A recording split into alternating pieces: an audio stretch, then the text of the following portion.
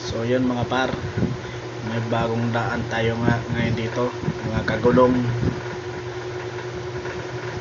Yan ang bagong daan, ang lawak ng kalsada dito mga par, kaya dito na kayo dumaan. Yan yung tagos niyan, yan ang Arnaldo Highway. Yan. Tapos ito namang nasa kabila, ang tagos niyan ay Gobberer Drive. Yan ang tagos niyan guys mga par. Malawak ng daanan dyan, pero ingat pa rin tayo kasi may mga anong daanan. Yan, ang labas niyan Villa Vista na yung labas niyan.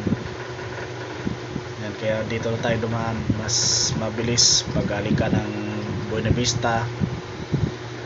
Yun, galing ka ng